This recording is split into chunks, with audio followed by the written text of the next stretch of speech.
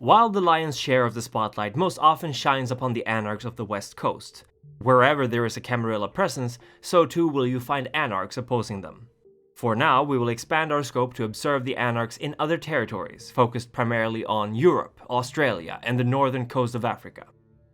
While there are certainly small conclaves of Camarilla, Sabbat, and Anarchs on the African continent, in the dense coastal cities of Asia, and deeply embroiled in the local political affairs of Latin America, none of these locations boast a kindred presence large enough to support the political clashings of the Ivory Tower and the Unbound. That being said, in time we will look closer upon these lands, for there are other powerful forces at work quite capable of matching and overpowering the Children of Cain. But there is simply not enough time now to present them with the amount of detail they truly deserve. Europe is a different beast to the Americas. This is where some of the oldest, still active members of the Camarilla and the Sabbat roam, and there are much less tracts of unsettled land as roughly 50 different nations share an area just a smidge larger than that of the US, with over twice the amount of people living there. The elders are entrenched, buried in the flesh of the cities of old like ticks, and few things pass their notice. Screw up in America and you can travel across the country, lay low, start fresh. Screw up in Europe, and you will have nowhere to hide. This makes unlife for the Anarchs of Europe all the more dangerous, and thus they are often far more disciplined and secretive about their ideas, or powerful enough to protect them. Many Anarchs are in fact so old and powerful that scarcely anything distinguishes them from their Camarilla counterparts, and it is difficult to know if the elder you're discussing ideology with will report you to the prince, or shelter you and your friends from them. Many smaller nations are also likewise so thoroughly under the thumb of one clan, or even a single kindred, that any and all who arrive will find themselves deeply scrutinized. Any sign of a troublesome attitude, and the best you can hope for is for a firm request that you leave. Austria is perhaps one of the best examples of this. Vienna is the city that houses the primary chantry of Clan Tremere. It is their base of power, where the Council of Seven most often convene, and where the body of their clan founder rests. While there are technically other clans present, they have little say in how the city is run. Any Anarchs active close to this bastion of the Camarilla is sure to face severe retribution, and thus it is a country most often avoided by the Anarchs. France is another old seat of the Camarilla, with François Villon ruling Paris as he has done for hundreds of years. Traditionally a Toreador-dominated nation, France may have been the birthplace of anarchism as a philosophy, but there is very little in terms of impact or organization from the local anarch movement. There is a small group of anarchs in Paris, operating out of the neighborhood of Pantin, and there are cells in the major cities, but Villon is powerful enough that they rarely act against him publicly.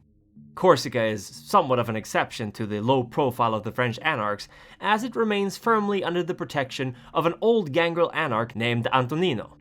As Corsica is relatively small, only between 5 and 10 kindred can sustain themselves on its small population at a time, so Antonino has a system in place that works to allocate positions on the island for a set amount of time. Germany, while ostensibly firmly under the thumb of the Camarilla, has a unique situation at its hands with the fall of the Berlin Wall. As East and West reunited, whatever kindred had their havens in East Germany apparently up and left, leaving behind massive territories unclaimed by any vampires. Thus, many Anarchs have opted to move east to claim territory for themselves, a few of them even dreaming of recreating the Anarch Free State in Europe. A notorious right-wing Anarch group that troubled Berlin for quite some time has apparently also left for the east, leaving behind another faction of more liberal-leaning Anarchs who are much more interested in influencing the Camarilla from the inside. Greece is another nation predominantly ruled by the Camarilla.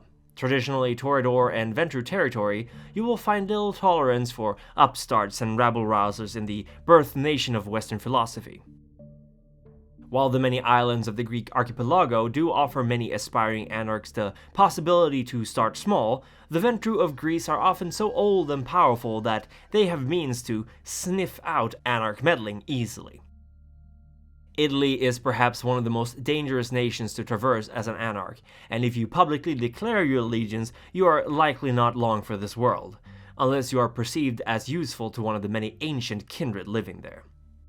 Practically all of the nation is under the sway of the Camarilla, with Milan and Venice as exceptions. Venice belongs to the Giovanni and has for the last 500 years, and Milan, while officially Camarilla, was up until just a scant few years ago Sabbat, ruled by the La Zambra Gian Galeazzo. He betrayed his former sect and now pledges to the Ivory Tower, yet few vampire dare deal with him and he is left mostly to his own devices. Liechtenstein stands out as being quite a unique nation, being run by the Prince Vera, child of the Swiss Prince Guillaume. Although Vera is not powerful enough to risk the wrath of the Camarilla, she offers shelters for any Anarchs who promise not to cause trouble and not to stay too long, as her nation is not big enough to support a larger population of kindred. Belgium, Luxembourg, and the Netherlands are all ruled by a consortium of princes who focus primarily on cooperation. They tolerate the presence of Anarchs as long as there is no disruption to the flow of money and to their domains. Belgium is fairly conservative and not a good place to preach for liberty and equality, but both Luxembourg and the Netherlands are run by fairly liberal and open-minded kindred who don't mind you passing through as long as you don't cause too much trouble or insult your hosts.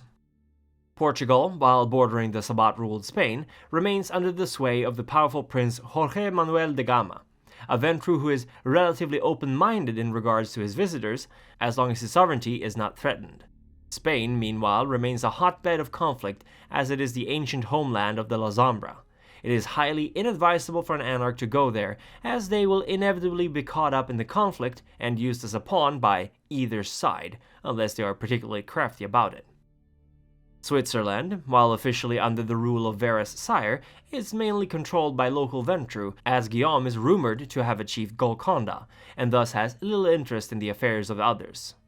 Being a small nation, anyone visiting would do well to avoid enraging any of the Ventru there, as they can be prickly about their status amongst their peers. Turkey, traditionally a home for the Banu Hakim, has been fairly safe for the Anarchs for many years, as the clan had a decent tolerance for the factions who opposed the Camarilla, which the children of Hakim could relate to. Now, however, as they have petitioned to join the Ivory Tower, it remains to be seen if their tolerance for the Anarchs will continue. The United Kingdoms and Ireland were once hotbeds of unrest, youth revolts, and social conflicts. Yet in recent times there have been a wave of self-policing going on as the kind have begun to settle their affairs. It is also believed that while Queen Anne ruled from London and left most other cities to be ruled by their respective princes, Mithras, the Ventru Methuselah, may once more be stirring, and he will not tolerate any pretenders to his throne. Although not Camarilla, he will most likely not take questioning of his authority sitting down. Scandinavia can in many ways be described as an Anarch ideal. There is a general trend towards collaborative efforts, and the local kindred tend to band together and settle matters in compromise rather than to take hardline stances. That being said, any kindred who travel these lands will often be greeted with suspicion and should probably not expect the same open-mindedness as they grant each other. The Valkyries, Gangrel servants of Odin Allfather, have been known to infiltrate Anarch groups around the world, looking for potential recruits to their cause, which involves servitude to an ancient Methuselah, hardly close to the Anarch ideal.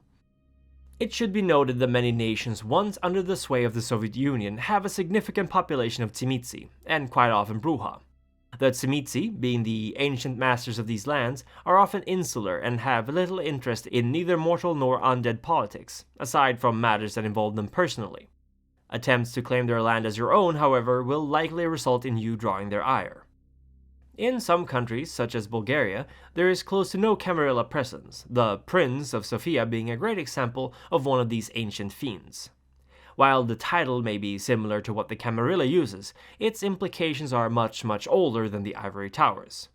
Romania, naturally, is ancient Tzimitzi territory and is therefore best left to its own. There is little Camarilla to rebel against there, and the traditions won't protect an Anarch who draws the attention and anger of one of the fiends.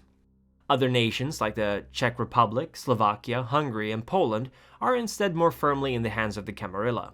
In Poland, while it has a large Tzimitzi population, many cities are Camarilla, and remain so simply because they honor and respect the Tzimitzi voivodes, and old traditions. Even so, there is a distinct tension between these two factions, something that can certainly be exploited by a crafty Anarch who wishes to see either or both sides weakened.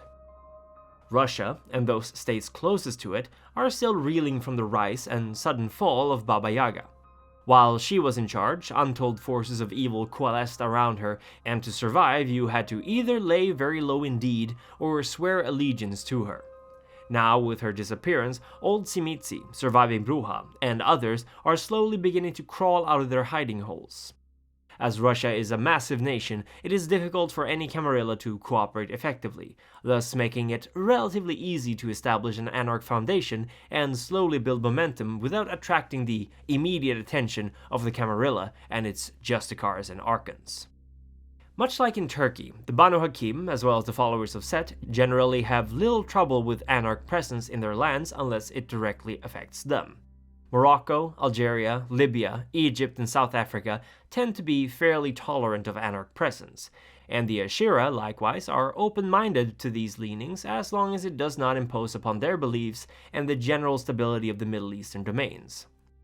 Australia, meanwhile, is mainly Sabbat and Camarilla, but Perth is now an Anarch-ruled city, and Sydney is very lax on the etiquettes and decorum, allowing any kindred free passing as long as they behave. Perth is officially run by a coterie of elder Anarchs, but they focus on maintaining the Masquerade, leaving night-to-night unlife well enough alone.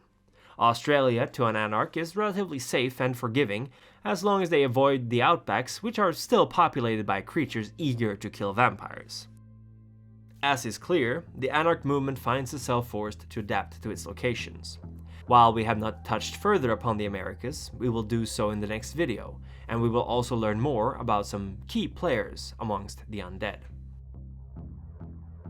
Our work has pleased the antediluvian snow who has risen to oversee it. Long may he reign, this dark god.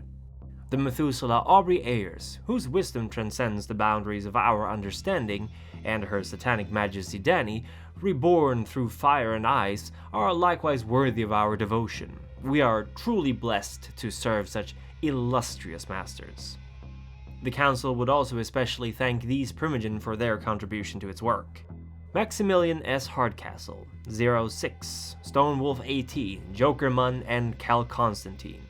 Your wisdom, experience, and good judgment shall be the torchlight by which we conduct our affairs. Also, we would like to extend a warm welcome to our newest member, Bambi Parsons. Our gratitude to you for joining us.